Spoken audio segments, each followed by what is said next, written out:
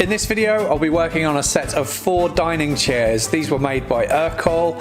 I believe they are Windsor model 684, and the bottom of the chairs shows that they date to 1960. The seat pads on these chairs are solid elm, and they were showing signs of wear. It looks like they had a wax finish applied at some point, but that wax is barely there anymore. The backrests and spindles are solid beech and in pretty good condition in general, but the main problem with these chairs, which is why I was asked to look at them, was the loose backrests. It looks like the glue joints were no longer holding on to the spindles that support the backrests. So much so that when I went to collect these chairs from the client, one of them actually fell apart in my hands as I picked it up. One of the chairs had also had a not very sympathetic repair done to one of the spindles, which doesn't look particularly good, but it seemed really good and solid, and the client wasn't bothered about it. In fact, he kind of liked the character of the repair, so I don't need to do anything about that. Most of the bottom of the chair frames were good and solid. There were a few slightly loose joints, but nothing to be concerned about. But one of the chairs had a particularly loose frame, so I'll need to sort that out too later on. Stay tuned for later in the video where I accidentally break one of the spindles, as that makes for quite an interesting repair challenge. The first job was to get the chairs dismantled, and I put an old towel into the vise before inserting the seat pads just to help protect the wood. And then I can start adding tape to each of the parts of the chair for 2 reasons. Firstly, it means I can number everything so that I can put everything back together in its original place. And secondly, it's going to help keep things clean of any glue squeeze out when it comes to re-gluing them later on. I use a block of wood and a few taps with a mallet to remove the backrest. Most of the spindles came apart really easily.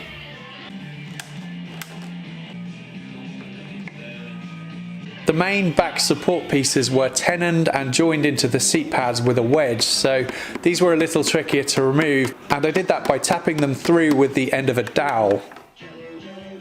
Occasionally I found a spindle that was still nice and solid with no movement in the joint, so I left those alone. No point in fixing something that isn't broken. It's important to remove the old glue before re-gluing so that the new glue adheres properly to the wood. So for the mortises, I used a dowel with some sandpaper wrapped around it to clean up the joints.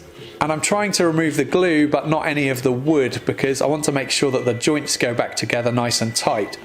I use a smaller dowel to tackle the smaller mortises, and the ends of all of the spindles got scraped using either a card scraper or a knife blade. And I follow that up with a little sanding. This is definitely the most time-consuming part of the whole project, and it's pretty tedious work too. In total there were 48 mortises and 48 tenons to clear of old glue, and that's without counting the chair frame that also needs re-gluing later on.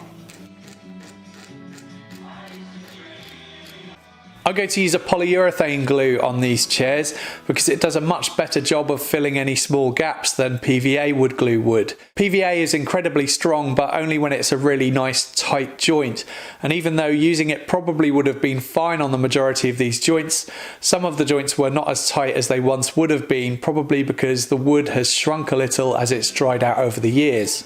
The polyurethane glue adheres best when the wood is damp, so I sprayed on a little water before removing the excess with a tissue, and then applied the glue, and I used a nail to spread it out to make sure I got good coverage.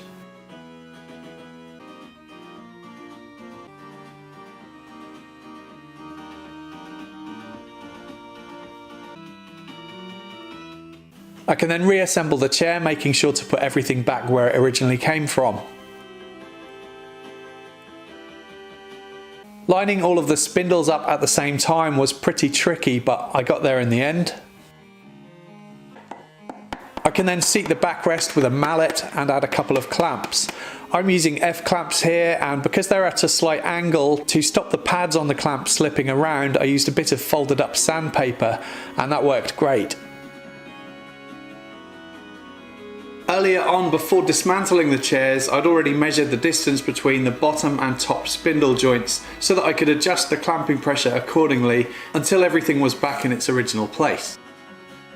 This glue foams up slightly as it's curing, and after an hour I can remove the excess glue by cutting it away with a knife and removing the tape.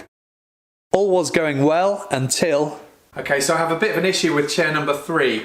Chairs 1 and 2 are done, they're nice and solid, looking clean, and they're out of the workshop. Chair number 3 I was dismantling in exactly the same way as I did with the first and second chair, by tapping on the backrest with a mallet to dismantle it. But unfortunately one of the spindles has torn out. I'll bring you in closer for a look. So yeah, as you can see, there must have been a weak spot in the wood here, and the old glue in the backrest has held onto the end of that spindle and it's torn out, unfortunately. I've just called the client to let him know about the issue, and he's happy that I go ahead and repair it. I've got some ideas, but I'm not going to attempt it now. I think I want to mull it over for a bit and figure out the best way to do that. I've been thinking about this repair for the past couple of days. I don't just want to rely on adhesive, even though epoxy might just be strong enough. I really want to try and reinforce the joint with a dowel if possible. There are 2 options for that though. One would be to drill a hole both in the piece that's stuck in the backrest and the end of the spindle, but in order to do that I would need to hold the drill at the perfect angle so that when the joint goes together the dowel gets seated into both ends, and I think that's going to be tricky. The other option, which I think is a better option, is to try and retrieve this piece. The trouble is I haven't got much to grab onto there, as you can see, but if I could retrieve that, I could then re-glue it onto the end of the spindle here, wait for the glue to dry, and then drill a hole through the end and into this spindle, and then I could insert the dowel, and then I wouldn't need to worry about the alignment of the dowel as much. So that's what I'm going to try first. So I think I'm going to try using this rounded part on the jaws of these pliers, but I really don't want to mar up the wood too much, so I'm going to try wrapping this in masking tape first.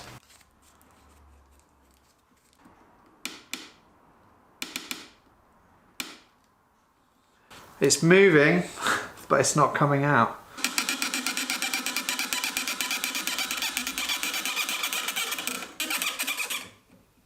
Yes, fantastic.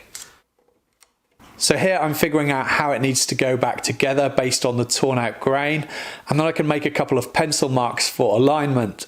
I then mix up some epoxy. I'm going to sprinkle in a little bit of fine sawdust into the epoxy just to give it some colour. That should help it blend in a little bit better with the wood. And that looks a little bit light in colour, but fortunately I keep some dark sawdust on hand too. So I'll sprinkle a little of that in. I could then smother it onto the end of the spindle, making sure to get good coverage, and I pushed it together firmly, and then I can check that it's aligned properly by sighting down the length of the spindle. That looked good and straight, so I wrapped it in some tape to hold it in place while the glue dried. That seemed to work really well, but next was the tricky part, drilling the dowel down the end of the spindle. I started with a small 3mm drill bit, positioning it as centrally as possible by eye, and as I drill I just need to keep checking the angle of my drill bit so that it's correct both from above and from the side to make sure that I'm going in straight. Using an extra long drill bit like this one helps here because it's much easier to judge the angle. I drilled basically as deep as I dared to, making sure that the dowel would fully reinforce both pieces. Then I stepped up to a 6mm bit and re-drilled the hole. And then finally an 8mm bit, and I'm drilling nice and slow here, taking my time. And I have to say that could not have gone any better. The hole looked as perfect as I could have ever hoped for. I have some of these 8mm beach dowels, and I pushed it in, marking it up so that I could cut it to length, and then I smothered it in PVA glue. I'm using PVA glue this time because I know that the joint is nice and tight, and then I can add it to the inside of the spindle.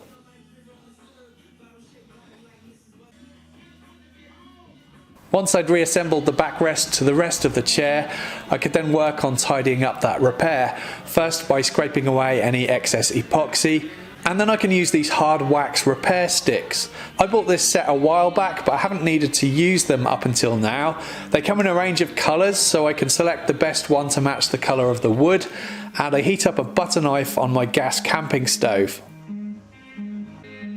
I can then use that to melt the wax in to fill any gaps, and this wax dries really hard. I've included a link to this set of waxers in the My Tools link in the description box below.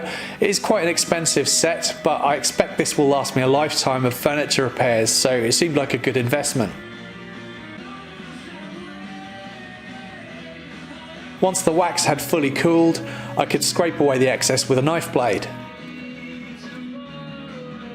This one here is chair number 4, and as you can see, there are some loose joints on the frame of this one, so I think I'm going to need to completely dismantle this one and re-glue it all. Here I used the dowel again to get the frame apart. I then spent some time labelling everything again.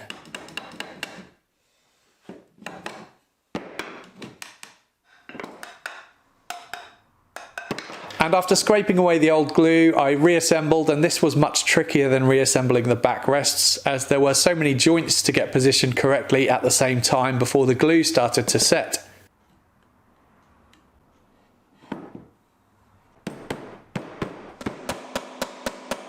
After fitting the seat pad onto the frame, I used some ratchet straps to pull the joints of the legs and the rest of the frame tightly together.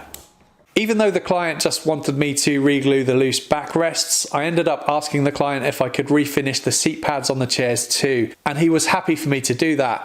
I'm not going to charge extra for that, I just didn't want to send the chairs back to the client looking the way they did, and it wasn't going to take me a long time just to scrub away the old wax finish using a little white spirit on some 4/0 steel wool.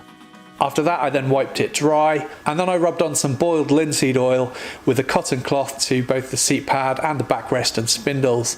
I'm using this mainly to bring out the grain more and rejuvenate the wood. And once that was dry, I applied some clear bry wax using some 4/0 steel wool. And I'm using this mainly to give the wood a top coat of finish, which will add a little bit of extra protection to the wood, and also it's going to add a nice subtle sheen. And finally I could buff away the excess wax. That's another project complete, and I quoted the customer for 2 days of my time for this job, as I figured I could get 2 chairs dismantled and reassembled in a day, and that worked out about right, although the repair of the broken spindle took me another 2 or 3 hours on top. But I'm not going to charge the client for that, seeing as I was the one who broke it, regardless of whether it was my fault or not. I have to say I was over the moon with how that repair to the spindle went. I was thinking that through and worrying about it for a few days before I had the courage to tackle it, but it went really well, and it just goes to show that as long as you take your time thinking things through properly and take your time actually doing them too, you'll get much better results than tackling something in the heat of the moment. In general, re-gluing chairs is not the type of job that I particularly like doing, to be honest, but I decided to do this job mainly because it's always an honour to work on Ercol furniture. It's so beautifully well made, and it's nice to work on solid wood furniture too. Not that there's anything wrong with veneered furniture, of course. I hope you enjoyed the video. Please subscribe to my channel for more weekly woodworking videos. If you'd like to help support the channel, you can do that via Patreon or PayPal, and there's links below in the description box to those. On Patreon, you can also get early access to my videos, exclusive content, free project plans and cut lists, and a name credit at the end of my videos. Thank you for watching.